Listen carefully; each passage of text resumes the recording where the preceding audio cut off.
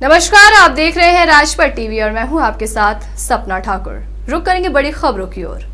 Kasganj police अधीक्षक BBGTS मूर्ति द्वारा श्रावण मास में आने वाले श्रद्धालु और कांवड़ियों की सुरक्षा व्यवस्था के दृष्टिगत थाना सिकंदरपुर वैश्य क्षेत्र के कादरगंज स्थित गंगा घाट का निरीक्षण किया गया। वहीं घाटों पर साफ सफाई, बैरिकेडिंग, लाइटिंग, अस्थायी शौचालय और खोया पाया पुलिस सूचना केंद्र की व्यवस्था के लिए संबंधित अधिकारियों को निर्देशित किया।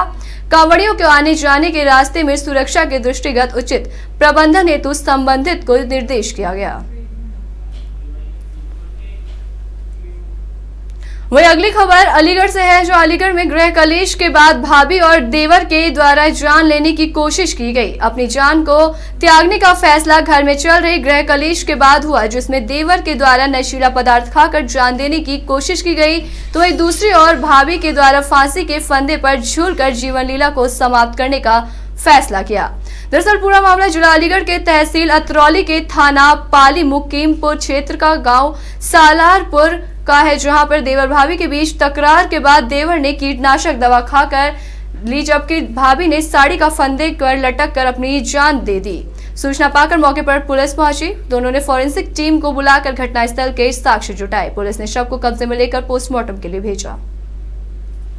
आज दिनांक 22 जुलाई को सूचना प्राप्त हुई कि थाना पाली मुकीमपुर के गांव सिलारपुर से में एक महिला, जिसकी शादी लगभग 1 वर्ष पूर्व हुई थी, उसने अपने आप को फांसी लगा करके सुसाइड कर लिया। वजह अभी तक जो आसपास के लोगों से पूछताछ में निकल के आई है वो यही है कि उनके पारिवारिक जो झगड़े चलते थे, पति के साथ जो भी झगड़े चलते थे, उस कारण प्रताड़ना के कारण उसने सुसाइड किया। हाथरस से एक बुरी खबर सामने आई, जब कांवड़ ले जा रहे कांवड़ियों को तेज रफ्तार डंपर ने रौंद दिया। हरिद्वार से कांवड़ लेकर आ रहे 7 कांवड़ियों को डंपर ने रौंद दिया, जिसमें 5 की मौके पर ही मौत हो गई और एक कांवड़िए की अस्पताल में उपचार के दौरान मौत हुई। खबर मिलते ही आगरा ADG, DIG सहित जनपद के सभी आला अधिकारी मौके पर मौजूद रहे। ये ग्वालियर का एक जत्था कांवड़ियों का हरिद्वार से ग्वालियर वापस जा रहे थे अपना कांवड़ में जल लेकर के। आज रात को करीब 2-2:15 बजे के आसपास सादाबाद थाना क्षेत्र पड़ता है जनपद हाथरस में। यहाँ पर एक दुखद हादसा हुआ है। इसमें पीछे से एक डंपर ने इनको एक्सीडेंट किया है। लखनऊ दुबग्गा नशा मुक्त समाज आंदोलन अभियान कौशल की प्रेस वार्ता कौशल किशोर के आवास पर रखी गई। ज्योति बाबा ने बताया कि स्वास्थ्य सम्मेलन का भव्य उद्घाटन केंद्रीय शहरी आवास और विकास राज्य मंत्री कौशल किशोर जी करेंगे। बाबा जी ने सभी जिलों के जिला प्रभारी अध्यक्ष को सम्मानित करने के अलावा उनको अपने जिलों में प्रथम 100 दिनों के आजादी के अमर क्रांतिकारियों के सपनों को पूरा करने के लिए कैसे काम करना है। 23 जुलाई नशा एवं वायु प्रदूषण से शरीर में विटामिन D की, कैल्शियम और ओमेगा के स्तर में कमी आती है। इसकी पूर्ति के लिए संतुलित अंकुरित आहार लेना जरूरी बताया। बहुत स्वागत है। मैं अंतर्राष्ट्रीय नशा मुक्त अभियान का प्रमुख, नशा मुक्त समाज आंदोलन अभियान कौशल का नेशनल ब्रांड एम्बेसडर और प्रदेश प्रभारी योग गुरु ज्योति बाबा आपको नमन करता हूँ। जैसा कि हम सभी लोग जानते हैं कि केंद्रीय राज्य मंत्री माननीय कौशल किशोर जी ने 1 साल कुछ माह पहले एक संकल्प लिया था कि जिस प्रकार से मेरा पुत्र शराब के नशे के कारण जिसको महाराजगंज जनपद की कोल्डर हुई थाना क्षेत्र के बिलासपुर गांव में बीती देर शाम जंगल से भटक कर एक तेंदुआ गांव में पहुंच गया था। तेंदुए ने गांव के एक घर में अपना ठिकाना बना लिया और लोगों के विरोध करने पर कई बार घर से निकलकर हंगामा बोल दिया। इस घटना में 2 लोग घायल हुए थे, तो गाँव में ही तेंदुआ घुसने की सूचना पर मौके पर पहुंची पुलिस और वन विभाग की टीम ने लोगों को समझा बुझाकर मौके से हटाया और बीती रात कड़ी मशक्कत के बाद खतरनाक तेंदुए को जेल में कैद कर लिया गया। रुकते हैं एक छोटे से ब्रेक के लिए, फौरन हाजिर होंगे। 24 घंटे आपातकालीन सुविधा, विश्व स्तरीय स्वास्थ्य सेवाएं अब आपकी पहुंच में। अमेरिका की स्माइल ट्रेन संस्था द्वारा जन्मजात कटे होंठ और कटे तालू का निशुल्क ऑपरेशन एवं उपचार। अमेरिका की स्माइल ट्रेन संस्था अब राष्ट्रवाद स्वास्थ्य कार्यक्रम से भी संबद्ध। Doctor Adarsh Kumar, senior consultant, Smile Train plastic surgeon. Plastic surgery विभाग में उपलब्ध अन्य सुविधाएं, समस्त प्रकार की चोटें, यातायात दुर्घटना एवं घायल अवस्था, जन्मजात एवं अन्य विकृतियों को पुनः निर्माण एवं शल्य क्रियाएं। ब्रेक के बाद आप सभी का एक बार फिर से स्वागत है। बढ़ते अगली खबर की ओर। मथुरा के थाना गोवर्धन में पुलिस और बदमाशों के बीच मुठभेड़ हो गई।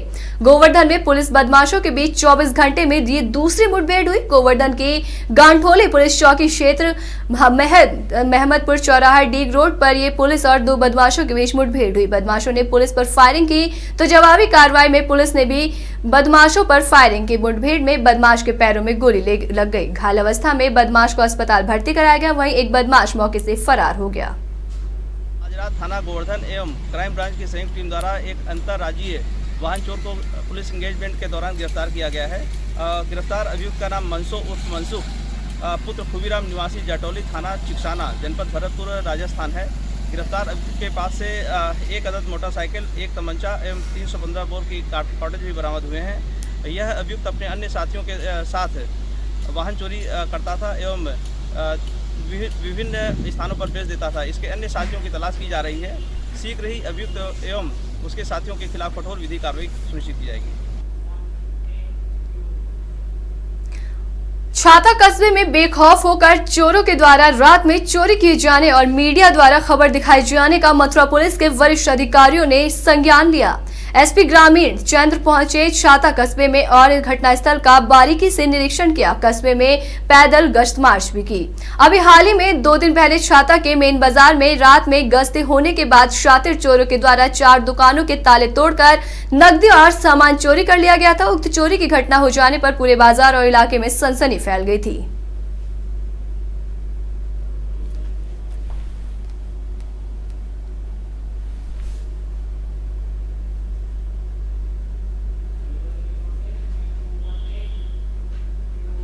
मुजफ्फरनगर के पुरकाजी थाना क्षेत्र के गांव गोधना निवासी फरमान के खेत में बम निकलने से हड़कंप मच गया। सूचना पर पहुंची पुलिस ने स्क्वाड टीम को सूचित किया। गांव गोधना निवासी फरमान ने बताया कि चकबंदी के बाद खेतों को समतल करने का कार्य चल रहा था। सुबह के समय जब मजदूर फावड़े से मिट्टी उठा रहे थे, फावड़ा बम से टकरा गया। थोड़ी दूर की खुदाई के बाद बम दिखाई देने लगा। मजदूर खेत से भाग खड़े हुए। खेत मालिक ने 112 पर कॉल करके मामले की सूचना दी, जिस पर कमहेड़ा चौकी प्रभारी इंद्रजीत सिंह दलबल के साथ मौके पर पहुंचा अधिकारियों को सूचना दी। बम मिलने की सूचना पर मौके पर ग्रामीण जमा हो गए, जिन्हें पुलिस ने वहां से हटाया। बीजेपी प्रदेश अध्यक्ष और जल शक्ति मंत्री स्वतंत्र देव सिंह शनिवार को संगम पहुंचे। उन्होंने यहां पर बाढ़ से निपटने को लेकर सिंचाई विभाग की ओर से की गई तैयारियों का जायजा लिया। संगम क्षेत्र में एसडीआरएफ की बोट में बैठकर जल शक्ति मंत्री ने गंगा नदी में बढ़ रहे जलस्तर का जायजा लिया। जल शक्ति मंत्री ने बख्शी बांध की तरफ कराए जा रहे सिंचाई विभाग के बाढ़ प्रखंड की ओर से निर्माण कार्यों का भी निरीक्षण किया और अधिकारियों को आवश्यक दिशा निर्देश भी दिए। गंगा यमुना नदी का जलस्तर बढ़ने पर समुचित कार्रवाई किए जाने का भी निर्देश दिया गया। मौके पर जल शक्ति मंत्री ने संगम के संबंध बंधवा स्थित बड़े हनुमान मंदिर के दर्शन पूजन किए।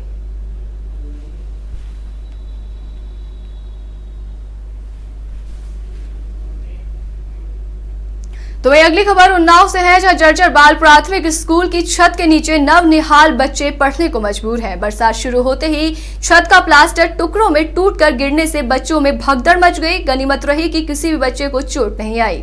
छत के नीचे बैठे 4 दर्जन बच्चों की जान जोखिम में डाल दी जाती है, जिनको शिक्षा दी जाती है। मास्टर की कई शिकायतों के बाद भी उच्च अधिकारियों द्वारा स्कूल के कमरे को खाली कराने का आदेश दिया गया था। जिलाधिकारी रविंद्र कुमार ने जिले के जर्जर स्कूलों की सूची बनाकर बच्चों को उसमें न बैठने की चेतावनी भी अध्यापकों को दी थी।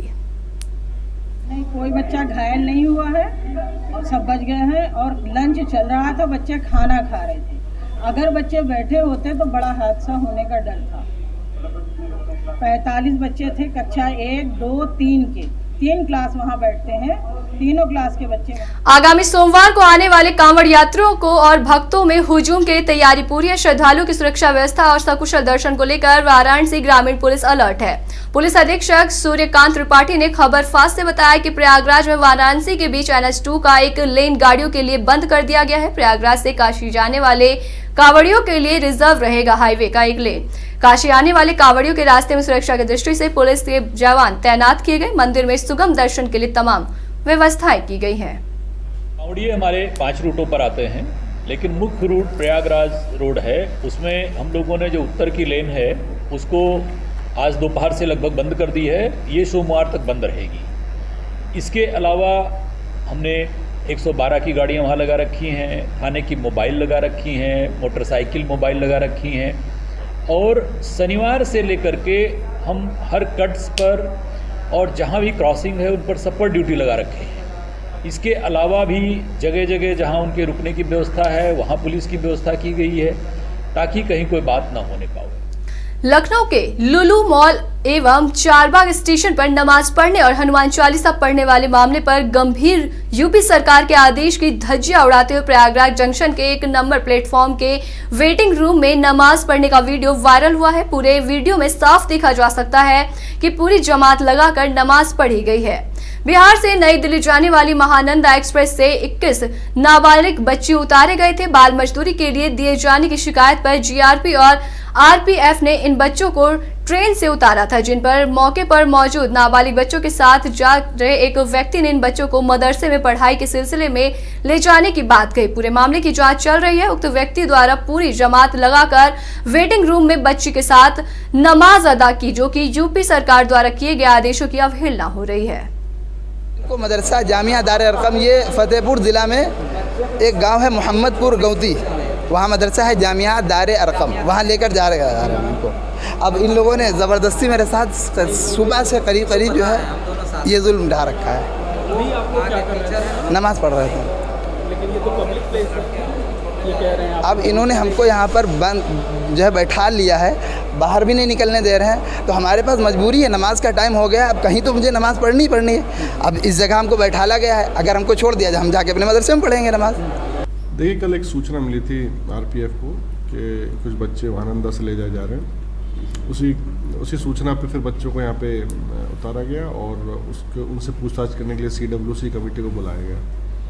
तो CWC कमेटी उनसे पूछताछ कर रही है और अभी उनकी जांच रिपोर्ट आई नहीं है, उसके आधार पर अग्रिम कार्रवाई की जाएगी। इसी दौरान ये संज्ञान में आया है कि जब ये बयान आदि जब नोट कर रही थी कमेटी और आरपीएफ GRP पूछताछ कर रही थी, तो एक वीडियो सरफेस हुआ है जिसमें इस प्रकार की गतिविधि का उसमें दिखाई दे रहा है। तो उस संदर्भ में हमने CO GRP प्रयागराज को एक जाँच दी है, उसमें जाँच करेंगे। साथ ही साथ चूँकि इसमें हमारी दूसरी एजेंसियाँ भी का भी रोल है, जैसे कि आरपीएफ और रेलवे विभाग, तो तीनों इसमें एजेंसी इंक्वायरी करके जो भी इसमें फाइनल कंक्लूजन निकलेगा। उत्तर प्रदेश के जनपद शाहजहांपुर में थाना कांड पुलिस ने सीढ़ी गैंग के 7 डकैतों को गिरफ्तार कर बड़ा खुलासा किया। पुलिस ने गिरफ्तार किए गए डकैतों के पास से मुगल काल और विदेशी 113 सिक्के बरामद किए। SP S आनंद ने बताया कि डकैती की योजना बना रहे उक्त शातिर डकैतों से पूछताछ के दौरान उन्होंने ये सब कबूल किया, जिनके पास लाखों के गहने, अवैध असलहा और मोबाइल फोन भी बरामद हुए हैं। पकड़े गए सभी शातिर डकैत का डकैती और चोरी के क्षेत्र में लंबा आपराधिक इतिहास रहा है।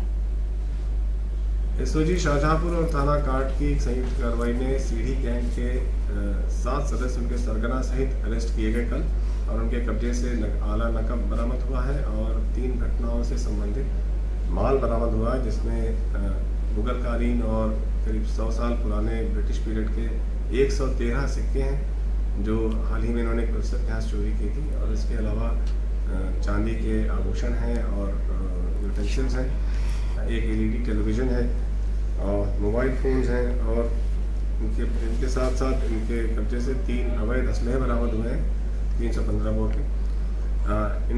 इनका जो सरगना है इसका नाम राजेश उर्फ मंगूलाल है, जो जनपद खीरी का रहने वाला है। इसी तरीके की तमाम बड़ी खबरों से जुड़ने के लिए देखते रहिए राजपट TV, सबसे पहले भारत।